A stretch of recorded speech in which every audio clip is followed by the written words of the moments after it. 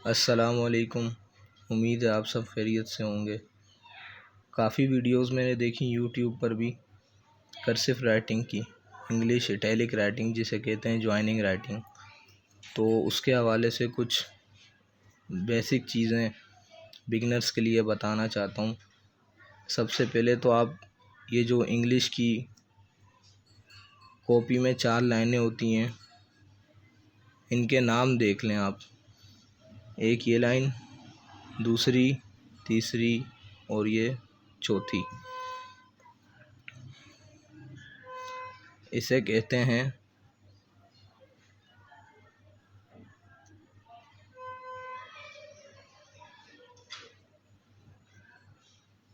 अपर balance.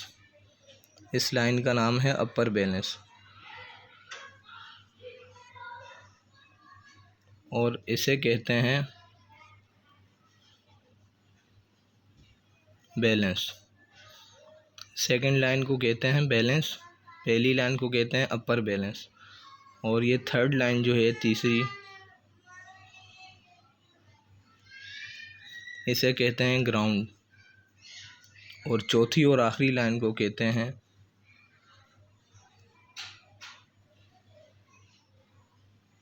Lower ground. सही। अच्छा, joining writing में एक चीज़ जो ये डंडी होती है, ये मेन पार्ट होता है ज्वाइन, इसी से ज्वाइंट मिलता है अगले वर्ड को। तो ये बहुत ज़रूरी होता है और ये मैंने काफ़ी वीडियोस देखी हैं और लोगों की गलतियां देखी हैं अपनी अमली ज़िंदगी में भी, कि वो इस लाइन की इस जगह को ऐसे टेढ़ा लिखते हैं, ज्वाइन देते हुए ऐसे टेढ़ा लिखते हैं। तो ये उसूली तौर पे ये खूबसूरती और उसूली तौर पे ये गलत है। इसको आपने हमेशा ऐसे लिखना है, सीधा। ठीक हो गया। अब जो है बेसिक आप तीन वर्ड आप देख लें। एक है आई, एक है सी और एक है एल।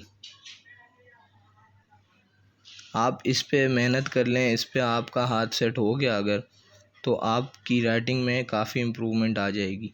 और दूसरी इम्पोर्टेंट चीज़ कि ये इस लाइन से और यहाँ से जब अल्फ़ाबेट वापस आप पेन ला रहे होंगे तो ये जो खाली जगह और ये जो ज्वाइन नज़र आ रहा है आपको, ये इन दोनों लाइनों के बीच वाली जगह रखनी है। जैसा कि ये देख लें,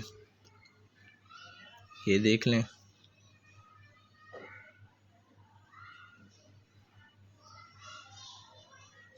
ये देख लें, इसी से खूबसूरती आती है। अच्छा, अब आई, सी और एल का इसलिए कहा मैंने, मसलन आपने ए लिखना है तो आपने सी बनाया, इसके आगे ये आपने आई बना दिया, तो ये आपका ए बन गया। ठीक है। इसी तरह आपने डी लिखना है, आपने सी बनाया, इसी के आगे आपने एल लिख दिया, आपका डी बन गया। तो ये बेसिक चीज़ें हैं। अच्छा, तीसरी इम्पोर्टेंट चीज़ ये आपने याद रखनी है, अगर आप इटैलिक राइटिंग लिख रहे हैं कर्सिव, तो वो होती है हमेशा ऐसे तिरछी। आपने राइटिंग जो है तिरछी लिखनी है, ना बिल्कुल सीधी और ना बिल्कुल ज़्यादा तिरछी, बिल्कुल टेढ़ी, बल्कि आपने दरमियानी रखनी है, जिससे खूबसूरती आती है और जो उसूलन ठीक होती है। और फिर सारे वर्ड्स आपने एक ही उसमें अंदाज में लिखने हैं। मसलन आप एल लिख रहे हैं,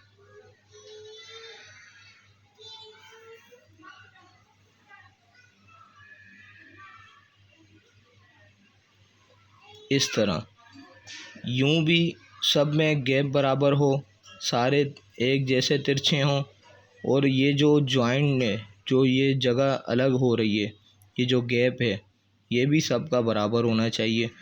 जो कि इन दोनों लाइनों में, अगर आप इंग्लिश की कॉपी में लिख रहे हैं तो इन दोनों जगह के दरमियान में आएगा। ये छोटी छोटी चीज़ें होती हैं जो आपकी राइटिंग को खूबसूरत बनाती हैं। अच्छा, ये जो मैंने आपको बताया है कि आपने हमेशा इसे एक अंदाज़ में तिरछा रखना है, ना ज़्यादा टेढ़ा ना ज़्यादा सीधा। फिर आप जब प्रोफेशनल भी हो जाएंगे, मसलन आप कर्सिव लाइन पे आ जाएंगे और इस तरह के अल्फ़ाबेट्स लिखने लग जाएंगे,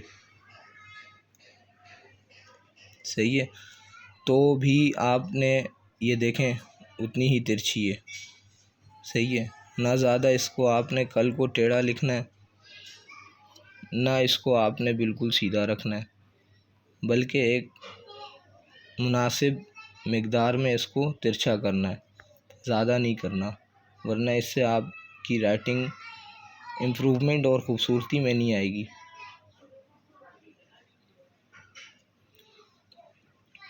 इसकी प्रैक्टिस के लिए हमारे टीचर्स ये भी सिखाते थे कि आप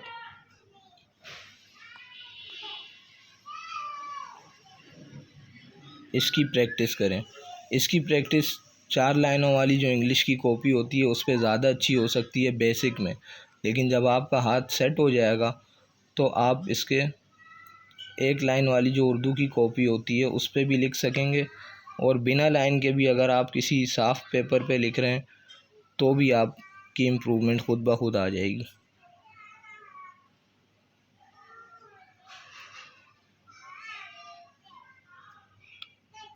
ऐसे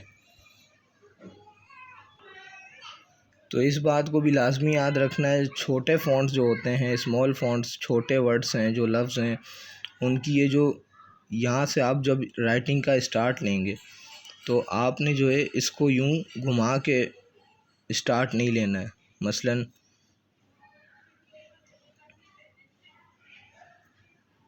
ये वर्ड देखें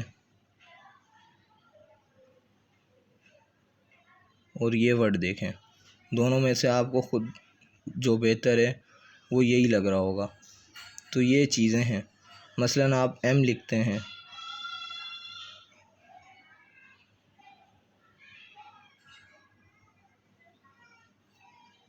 इस तरह तो आप लिखेंगे नहीं, आप यूँ लिखेंगे, सही है। तो ये ओ देख लें आप, एक ये अंदाज़ है और एक ये तरीका है। तो उसूली तौर पर और ख़ूबसूरती के लिहाज से भी ये वाला सही है। ये जो डंडी घुमा दी जाती है ये गलत है, इससे आपकी राइटिंग में ख़ूबसूरती नहीं आएगी। ये घुमाई यहाँ से जाती है, मसलन आपने एम लिखा, अब आपने इसको यहाँ से मूव करना है तो आप इसके साथ आगे कुछ भी वर्ड ज्वाइन कर सकते हैं। तो अभी तक आप इतना समझ लें, फिर नेक्स्ट वीडियो में इंशाअल्लाह आपको मैं मज़ीद टिप्स बताऊंगा। तब तक के लिए अल्लाह हाफ़िज़, अपना ख्याल रखिएगा।